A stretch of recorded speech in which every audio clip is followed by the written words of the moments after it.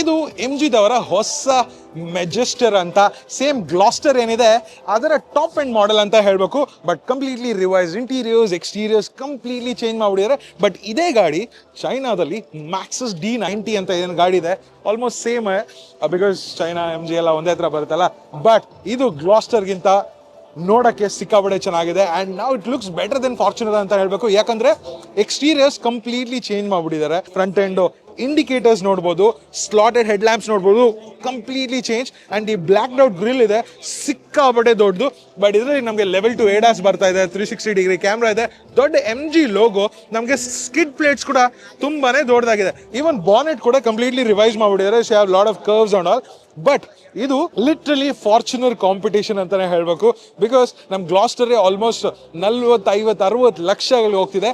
Because ಇದರಲ್ಲಿ ನಮಗೆ 2 litre dual motor setup ಅಲ್ಲಿ ನಮಗೆ ಡೀಸೆಲ್ ಇಂಜಿನ್ ಬರುತ್ತೆ, ಟ್ವಿನ್ ಟರ್ಬೋ ಅಂತಾರೆ ಅದನ್ನ. ಇದರಲ್ಲಿ ನಮಗೆ ಲಿಟ್ರಲಿ 280 BHP ಹಾಗೆ 478 ನ್ಯೂಟನ್ ಮೀಟರ್ಸ್ ಆಫ್ ಟಾರ್ಕ್ ಸಿಗ್ತಾ ಇದೆ.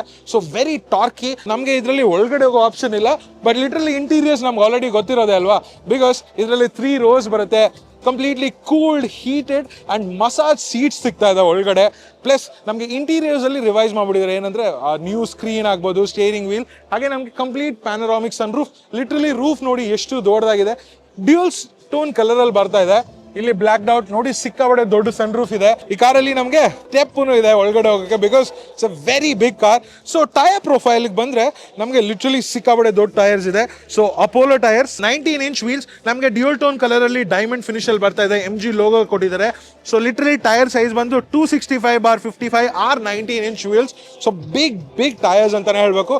ಹೇಗೆ ಫ್ರಂಟ್ ಅಲ್ಲಿ ಚೇಂಜ್ ಮಾಡ್ಬಿಟ್ಟಿದ್ರು, ನಮಗೆ ರಿಯರ್ ಲುಕ್ ನು ಕಂಪ್ಲೀಟ್ಲಿ ಚೇಂಜ್ ಮಾಡಿದ್ದಾರೆ. ಮಾರಿಸ್ ಗ್ಯಾರೇಜ್ ಅಂತ ಬ್ಯಾಜಿಂಗ್ ಇದೆ, ಕನೆಕ್ಟೆಡ್ ಟೇಲ್ ಲ್ಯಾಂಪ್ ತರ ಇದೆ. So it looks very good. ನಮಗೆ ರಿಯರ್ ಡಿಫಾಗರ್ಸ್ ಎಲ್ಲ ಇಲ್ಲ, but it's not a production car. But ಈ ಇಯರ್ ಎಂಡ್ ಒಳಗಡೆ ನಮಗೆ ಈ ಕಾರ್ ಲಾಂಚ್ ಆಗುತ್ತೆ.